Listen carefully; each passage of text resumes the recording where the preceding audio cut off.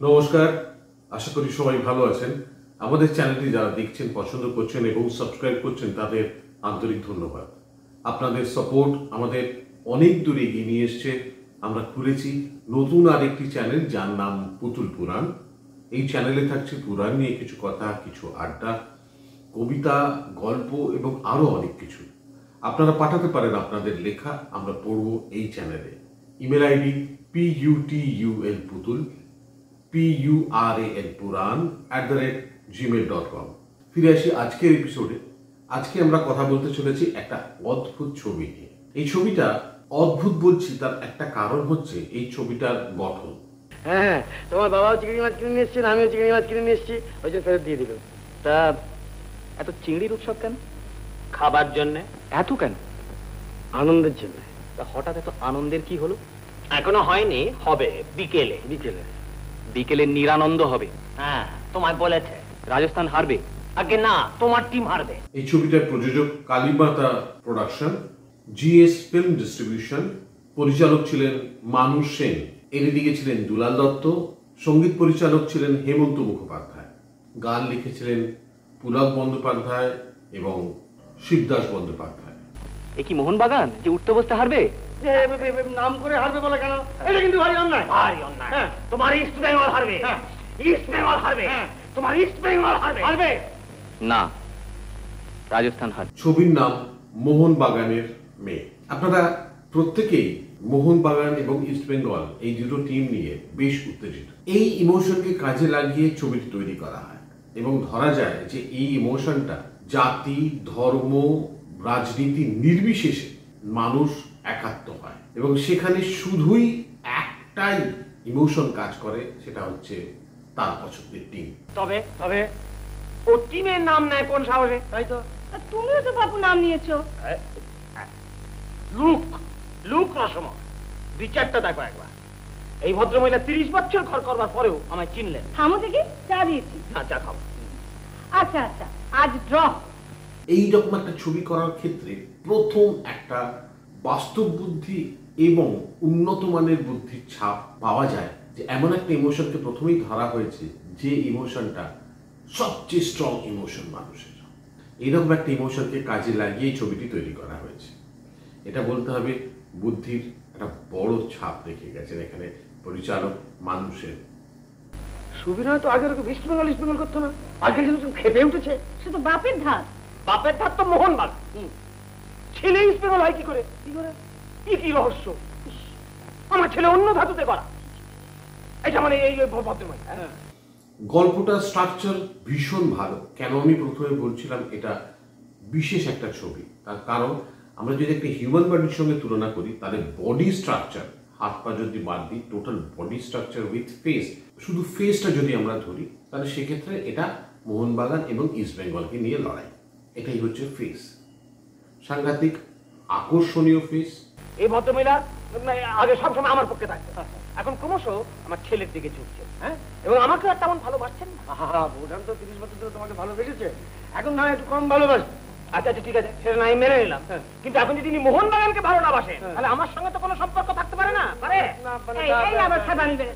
যদি body structure আমরা দেখি, তাহলে দেখব যে বাবা মোহনবাগানের সাপোর্টার, ছেলে ইস্ট বেঙ্গলের সাপোর্টার। তাই বাবা ছেলের বিয়ে দেবেন এমন একজন মেয়ের সঙ্গে যে ইস্ট বেঙ্গলকে নয়, মোহনবাগানকে সাপোর্ট করে।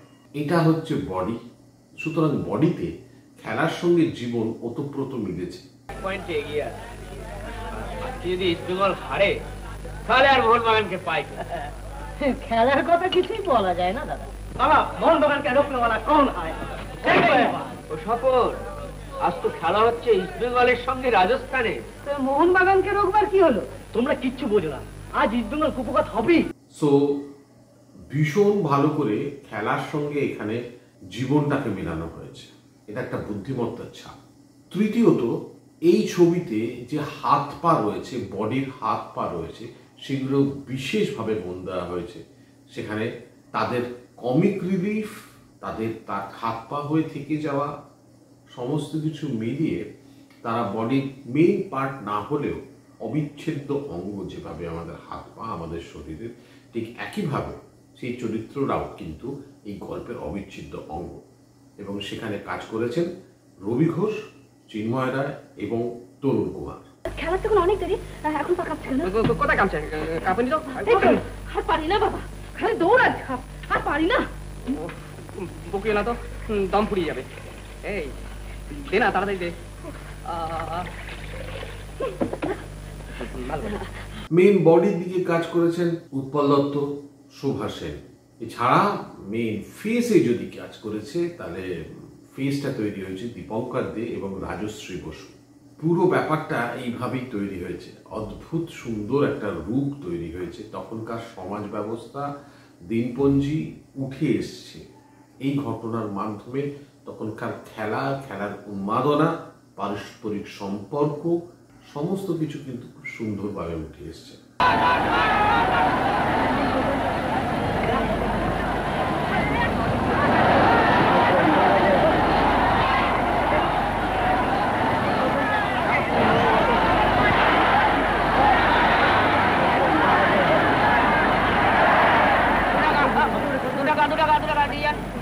সম্পর্কগুলো আমরা ছোট করে জেনে নিই। শোভা সেন এবং উৎপল দত্ত হাজব্যান্ড ওয়াইফ, তাদের এক ছেলে দীপঙ্কর দে।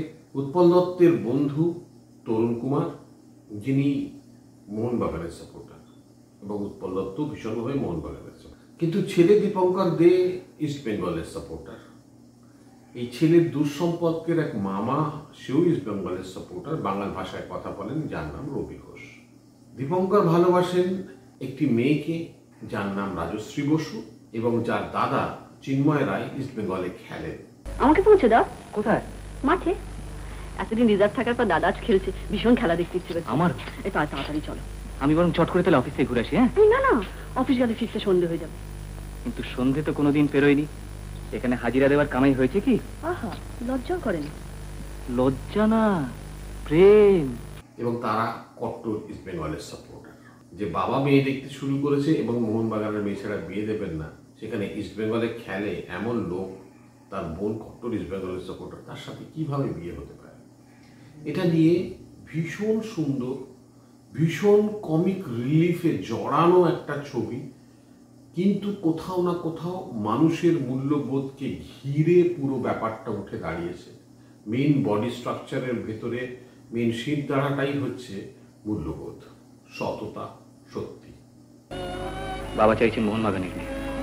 সে কি? কিন্তু যার সেগুন নেই, বাবা তাকে ঘরে আনবেন না। তোমায় তো বলেছি উনি খুবই ভালো লোক, সত্যবাদী, একরোখা। তুমি যদি... যিনি মিথ্যে পছন্দ করেন না, তাকে মিথ্যে বলবো কেন? আর সত্যি যেটা সমর্থন করি না, সেটাই বা বলবো কেন? এবং এই যে সাধারণ সাধারণ কথায় সিচুয়েশনাল কমেডি এবং কমিক রিলিফ, এইটারই মানুষ কিন্তু আজকে ভীষণ অভাব বোধ করে। কোথাও সুরসুরি দিয়ে হাসানো, কোথাও বিকৃত অঙ্গভঙ্গি করে, কোথাও অন্যকে ছোট করে লোককে হাসানো।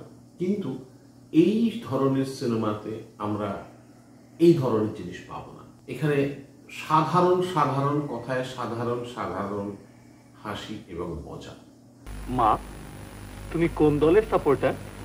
মোহনবাগান তো? আমি ইস্ট বেঙ্গল।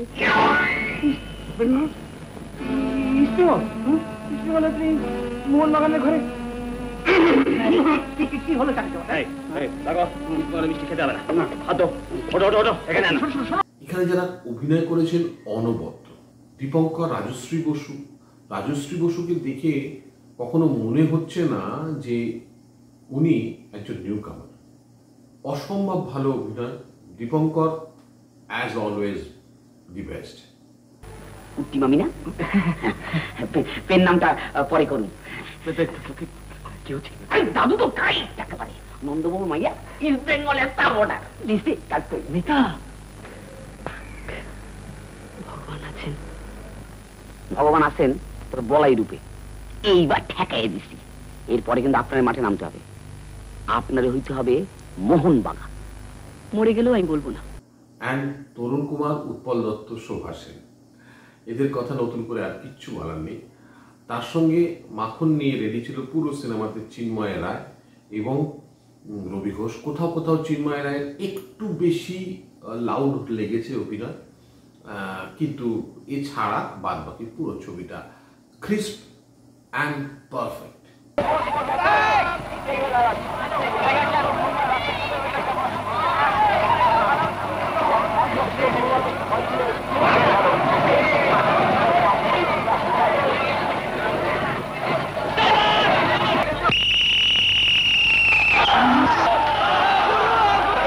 ছবিটি অবশ্যই দেখুন, ইউটিউবে পেয়ে যাবেন, মিস করবেন না। মোহনবাগানের মেয়ে। আজ এই পর্যন্তই, আসবো আগামী পর্বে, আবার কথা হবে নতুন কোনো ছবি বা মানুষকে নিয়ে। আমার কষ্টটা যদি বুঝতে চাও তাহলে যেতে হবে সেই যুগে যখন আমরা ব্রিটিশের বুটের তলায় শাসিত হচ্ছি।